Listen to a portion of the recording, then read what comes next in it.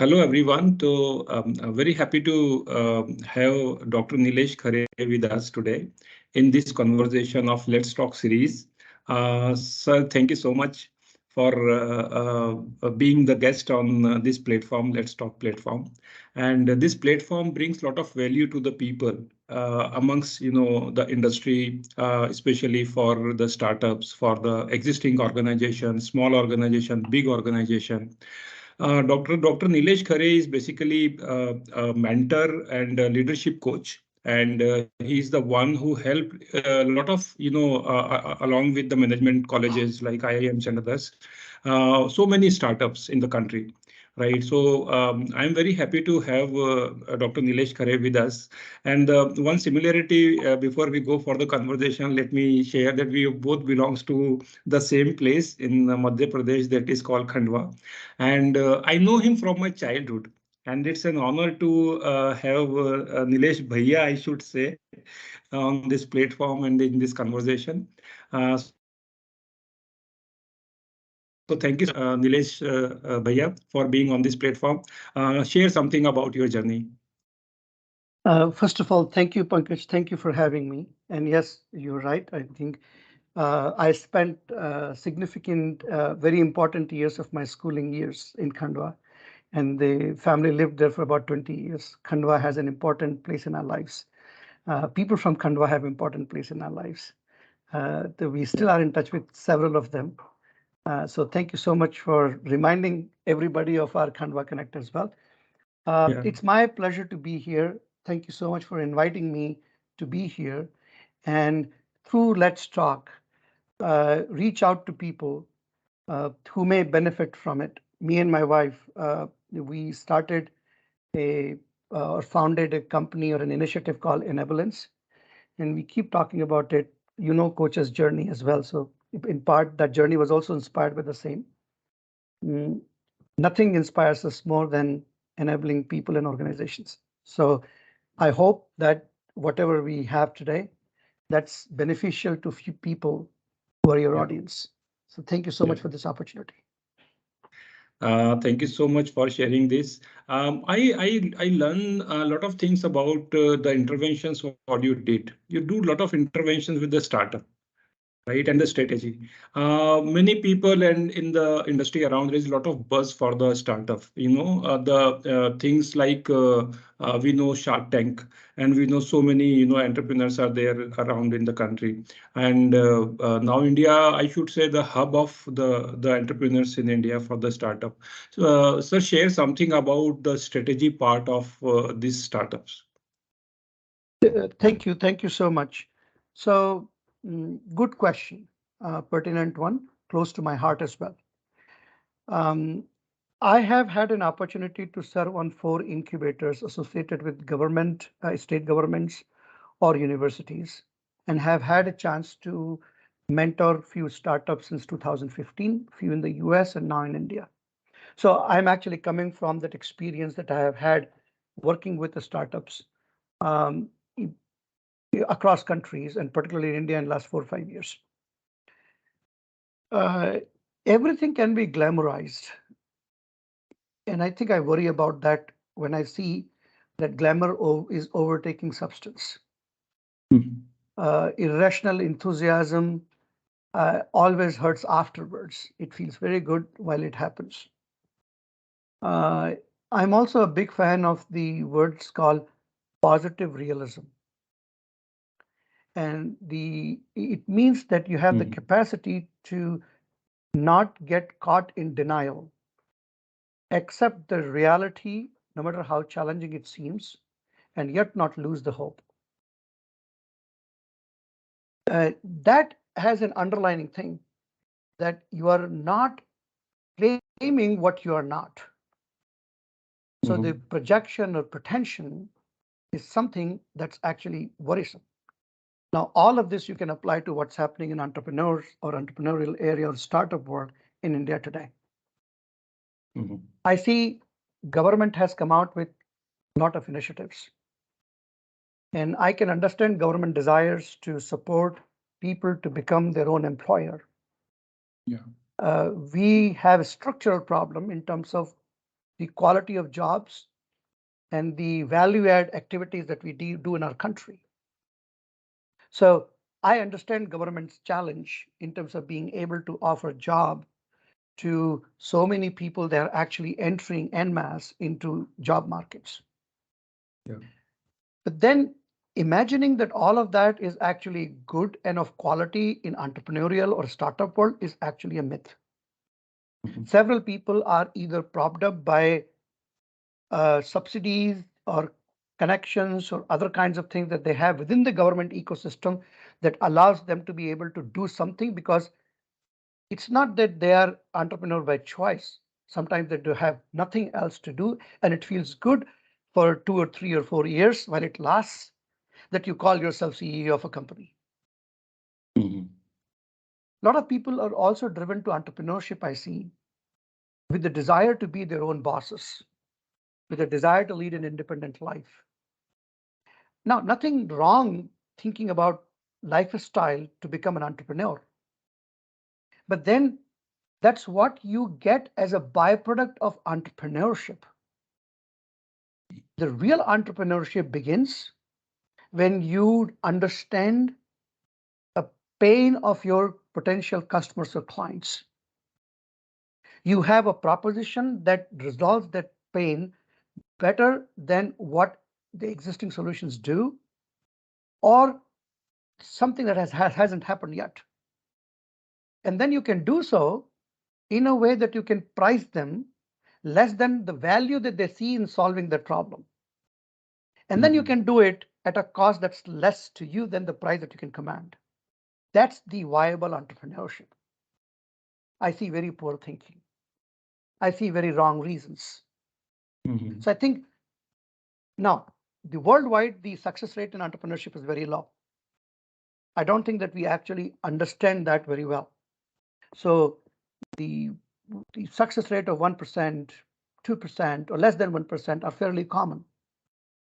With the poor quality that we have, I worry that we are actually wasting a lot of valuable resources that would go to elsewhere in this buzz.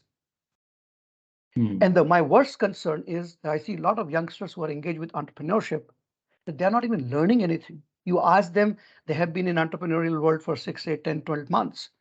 And then when they begin to talk, it doesn't look like that they're learning anything. Yeah. I think let me stop here. I think you get the gist of what I'm trying to say. That Yeah. we have an exception which are very motivating, but they remain exceptions. Yeah. We all know the people, those who are very, very successful. And we see them on the social media, the hype, what is created. You talk about Ritesh Agrawal, you talk about, maybe anyone, the people, those who are Anupam Mittal and these people, Tamita and these all on the Shark Tank. And we know these people, but actual scenario is not the way they are shown on this media. They also struggle in many multiple ways in terms of that how they can take this their current organization, their journey to the next level. Now, coming to the traditional and the conventional thing, now see a lot of Marwadis. So in Rajasthan, in Gujarat, a lot of Marwadis, and they are very, very successful in terms of continuing their ancestral businesses. And they don't even feel like the from the childhood, the upbringing is like that. The child sits on the shop, goes with the father and see how things happens, how to negotiate, how to talk to the customer. So this is what I believe that the training, unofficial, unlabeled training, which is there in the families. How do you see this type of, the upbringing of a child, and then once they feel that my child is capable of taking care of the business, and then they hand over the keys and the responsibility for the business, as compared to the new passed out BTech or maybe, the graduate or the postgraduate people, and they said that no, I wanted to start my journey. So huge gap is there in terms of their overall understanding and the skill part. How do you see this? Again, a fascinating question, particularly because I have dwelled in both the worlds. I am mentoring few people. Actually, there are three kind of segments, right? You talked about two, the smart BTECs and then the traditional Marwadis. I also see from some families where the young generation that has come to startup world or is taking over or is likely to take over in future is also smart BTech. So we also have a Yeah. combination. So let me. I have also had a privilege to serve on the board of few family businesses. Yeah. So the what I have learned from them and watching them, I think there are three different family segments that I see. One that are traditional in traditional businesses. Uh, the one uh, where the business actually is changing, although they have been a traditional business, the generation that commands or has a decision rights at this point in time is still rooted in their traditional approach, but the younger generation is moving away from the previous methods. And then the third one, where I see the family that have already transitioned into what we often call family owned, professionally run. So let me talk about all three of these and then tell you in terms of what I see. So let's talk about the first one. I've seen several students in my MBA classes across different institutes that I have had a chance to interact with in India, where you see people are coming to MBA and they hail from the traditional family businesses. Particularly when you go down to the local colleges, when I get to go sometime for the guest lecturing or whatnot, I particularly see the population there where people have had traditional businesses, more like a mom and pop shops, a few shops, or a few different businesses that the family has diversified into over the years. Um, it's very surprising that some of these MBAs and the students actually come from those families with the mentality that the college life is for fun. We anyway have to go back to our businesses. Several times I have come across parents when the parents say that, can you let my son go after 2 o'clock because I would want them to sit, and help me out in a business. Now it's unfortunate, but it's true, and I worry about these businesses. A lot of these people are actually in retail or some kind of value chain associated with retail from agency Yeah. onwards. Mm. These kind of businesses, there is this confidence that these businesses are not going away. The rate of adaptation is slow. Skills are not needed.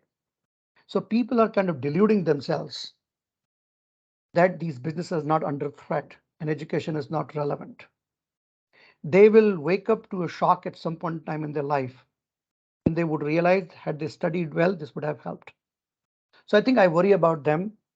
World is changing very fast. Some of Yeah. these mom and pop shops, the traditional approach to businesses, the way uh, the small Marwadi businesses have survived over a period of time, they're going to find it difficult. By the way, the moment you come to more organized piece of businesses, the statistics suggest that it's very difficult for people, very small percentage of family businesses sustain themselves beyond third generation. Mm. So this when rate of change was not as fast. Now with the higher rate of change, world is changing not just in technology. World is also changing the newer talent and what the talent would want to do, how the businesses Yeah. would happen. If you put all of this together, that's going to be tough. So the if I can say, the supply side constraints and relationship with the government or agencies or authorities allowed businesses of different kinds to prosper in the past. A lot of medium and small businesses particularly are actually going to run a risk of survival if they don't skill themselves up. Mhm. So the first business, which are oblivious to the changes that are happening, I think are under threat for sure. Second type of businesses, which are more like MSMEs, these families have actually become bit more organized. The younger Mm. generation, where they have been able to send them abroad for education, higher education, or to better schools within India, have gotten exposed. Some of them have actually worked with bigger family business owned professionalized companies or professional MNCs, and they're returning back to these companies. They are aware of the challenges that they face. So there is this desire to Yeah. uh, become family owned and professionally run. Now, the desire alone is not going to make it happen. It transitioned from family owned and family run to family owned and professionally run. That transition is a big transition. You need to let go of your control. You need to let Yeah. go of that feudal lordship mentality in terms of how you manage your employees, Yeah. because professionals are not going to be managed like that. Uh, so that's the most difficult part. Now there's a third kind of businesses, and I see a very interesting turn in there too. And they're all of big family businesses.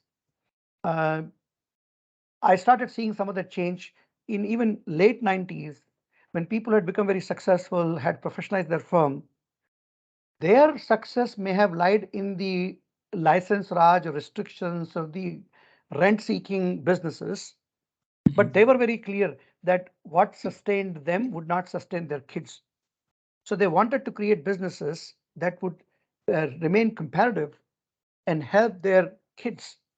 So I see now those businesses that have done well, have built wealth, have now professionals, wealth managers, and then professionals to run their companies. And they have also learned art of how to attract, retain, and manage these professionals for performance.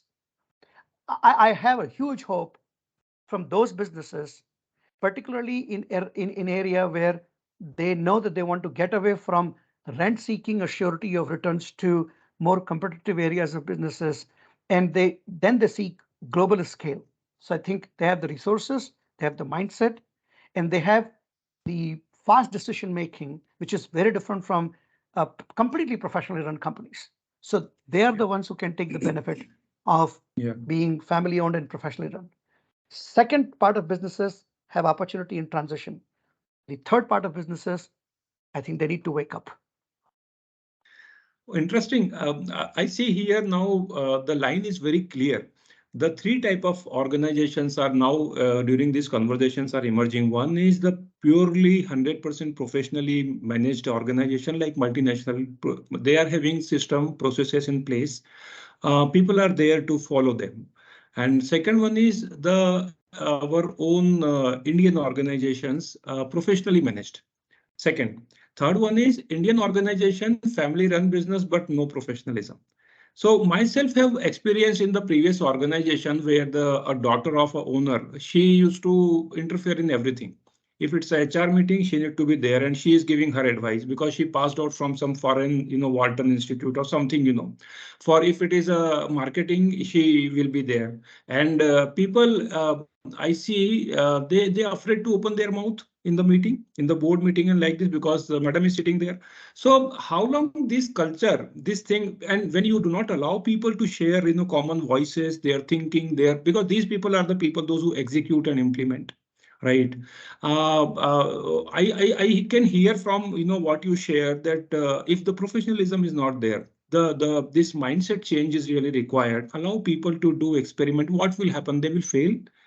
And when they will fail, they will learn something. And if the X, my strategy number A is not working, then move to the strategy B or something, that will, they will innovate. So very clear line is there. Bhaiya, share something, that in this entire world of startup kind of thing, the entrepreneur journey, why some startups, some or mostly startups fail, and we know very few, those who are successful. Oh, startups actually failed for a variety of different reasons. The particularly Indian startups, some that had potential and yet failed. So we talk about some dumb ideas. Right? A lot of entrepreneurship actually falls into dumb ideas. They fail because of this idea being dumb. You can ask them difficult questions and you can clearly know they have no idea about the target segment. They have no idea about the relative value that their product or solution is bringing to the target segment. They have no idea about the problem they're trying to solve for their target segments. They have no idea about how their cost is. They have no idea if there's somebody who's willing to pay the price that would make them viable. If and when they fail, it's not very surprising because there was no success in the first place for them, right? They are there for a variety of different reasons. So large chunk fails in the current set of startups that I see because they just plain have dumb ideas. Now, some are failing not because the ideas are dumb, actually ideas are good. They are failing for, so let me give three major reasons the way I think people fail in the startups journey. Particularly the first generation startups, I have seen a few. People underestimate the value of risk capital. So I know uh, when I was kind of in early days of my post MBA or MBA, the venture funds or venture capital funds were referred as vulture funds. So people carry this mentality that, oh, these angel investors or venture capital funds, they are there to grab your equity and everything else. You would be left with nothing. I think that's a misnomer. Uh, I'm not saying that some VC funds can't behave like that. There's always a possibility, but most of them are not like that. On the other hand, I see startups where promoters keep their stake to their chest as if it's very valuable. Now it's only valuable on an Excel sheet where you have made projections of what's going to happen to your business. And then in 4, 5, 6 years with different milestones, different stages, how it would evolve. And it would become that valuable. And it could be true. But the point is, it's not that valuable today. So their understanding of the value that they have the business prohibits them in two ways. They want to raise funds and not flexible about the valuation. They need to know that startup valuation is not an exact science. It's a matter of perception. And then sometimes I always ask people that if your perception is X, be open to challenges to assumptions. Then adjust up and down based on how your assumptions shift. Second, be generous to let your investors in subsequent rounds benefit from the wealth enhancement. If you think that it's worth 100 crores, don't price it at 100 crores because you want to give some benefit to the people who are willing to take risk. Yeah. Now, they fail to understand that uncertainties that remain in building organizations, attracting talent, managing customers, addressing potential competitors that can come, and scaling up.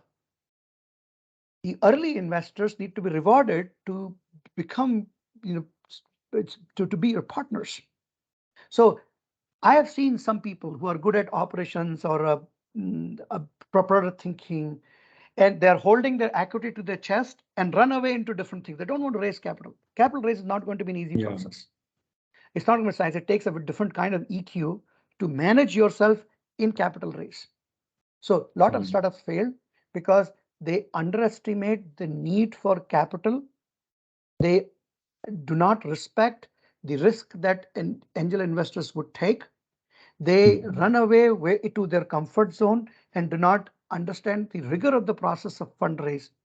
They don't even get the fund that is necessary for the cap. So I think that's fundraising, messing around with fundraising. The second thing is team and the founding team and the team at large.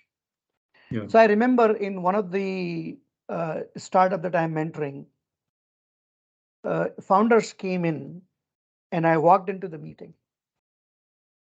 And I realized that different departments, the marketing, technology, admin, finance, and operations, each of the founders had different different areas that they were managing. These guys have bubbled up customers' experiences where customers were not happy. And there was blame game happening within functional teams. And that got bubbled up to promoters.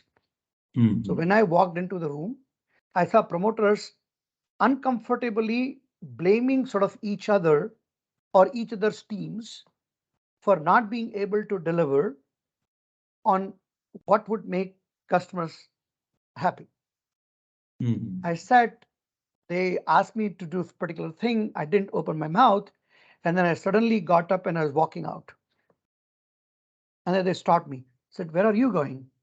I said, it's not Dr. Nilesh Khare, your mentor, who is going away. it's your customer. And they looked at me and said, what? I said, why should I care whether it's a finance problem or a technical team problem or a marketing team problem? These things are, if your teams are fighting with each other, I can understand that. But then if you do not own up this problem collectively and resolve this issue at your level, we have no future here. Yeah. So how do you build team that can constructively resolve the hard issues? And then the founding team as well. Here's what happens in founding typically.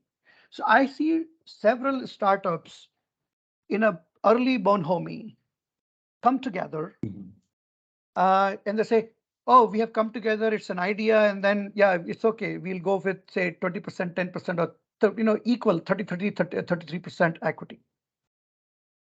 And then suddenly a marketing problem comes and marketing guy says things, you know what, I'm actually more important than the other two. And then a technology problem comes and the technology guy cannot handle, then say, this guy's he loves. We are actually putting more equity for him. Or if he solves a problem, he says, it's a product that's making it work. Finance guys think that I'm bringing the finance, so I'm the guy who, over a period of time, based on different points in time, they begin to have situations when one become more important than the other. And then this whole idea that you are not managing functional teams, blame games, start blame games within the promoters, the who controls what, who gets more visibility in the outside world. These all create problems within the very what looked like a cohesive startup founding team. And when they start falling apart, they lose. So I think that's the second thing. It's about the team. The first thing about the fundraising, second thing about the team, both the founding team and the team at large. The third thing that if I were to say is about failing to understand the importance of systems and processes.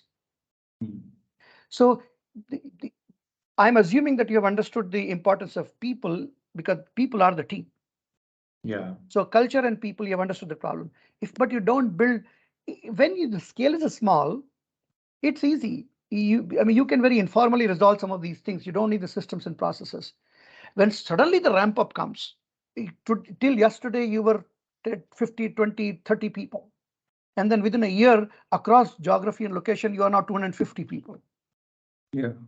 And you just do not know what's happening elsewhere. You do not have a shared understanding of what I recently came across a challenge in one of the startups. Everybody was talking about POC. There were several POCs were happening, proof of concept with customers. We were very happy with the funnel that we could see. And then suddenly we realized that the manager in charge for POC took only account opening as POC, while everybody else was thinking POC would mean customer using product. And then we actually working with customers to say how the customer is deriving value out of that product, and customer is actually giving proof of concepts through the value that they are receiving. That was not the case. Suddenly we realized that the pipeline that we thought was actually a good quality pipeline and soon would turn into revenue was actually not at all there. So these kind of things happen when you don't have the systems and processes. So startups typically fail, and now different journey. Most of the startups fail in the first year because of founding team issues and fundraising issues. Then the startups fail later on in the scaling up part of it. And of course, there is competitive substitution. I think they underestimate competition. So, but that would be the fourth one. I would say you can handle that if you get the thing, in the good to great. We heard this from the gurus, right? That the organizations that have lasted much longer, Hewlett Packard, for example, they actually got their team together. They didn't know what they would do. And when they were asked this, why they were getting the teams together, they said, just let the good people come together. We'll figure out what we would do. Right? So I think if you have the good team, if you need to pivot, you will pivot. In fact, the recent Shark Tank winner, Stage, where Vinay Singhal leads it with other co-founders. I have known Vinay for a long time now. from his Witty Feed days. The Witty Feed collapsed. They could reinvent themselves into a stage which is today valued at 300 crores. Witty Feed collapsed for completely external reasons. Yeah. And they could reinvent because they had good people, they had good team. Yeah. So I think I would say competition and everything else you can handle if you have good team and you have the backing of the trust of the investors. Wonderful. So much of insights coming from you. And what I feel that anybody who is in this world of startup or maybe thinking to build their own organization must learn from such, podcast and the thoughts what you share. Very, I very hope it's valuable. useful. Yeah, very valuable and very useful. Another thing, what you said that, the blame game is going on in the room. So success has many fathers. Nobody is ready to own as an orphan, the failure. Another important thing, I was going through a case study in Harvard. So there was a case study which says that, when the interviewer conducted interview amongst all the departmental head in the organization. So there were a sample size of various industry they have taken, and they asked a simple question. Okay, tell me the objective of your function. So there are certain common noises, common voices they were able to capture. This is a successful organization amongst any industry were having the objective and the vision of their function, which is aligning with the organizational the goal and the vision. And the failure organizations where people, different people, say for example, it's a operation head, or maybe the marketing person, or maybe a finance person, or maybe a person from HR. They all people, 4 or 5 people have different goals, which is absolutely not aligned. And what I feel that after going through this case study, that here the management and leadership plays a very important role. So, what is your take on this in the scenario where the organization is of a mid-size or the big-size organization which is there? And what do you recommend to the leaders, especially those who are strategy makers and those who finally give the signature on this final strategy?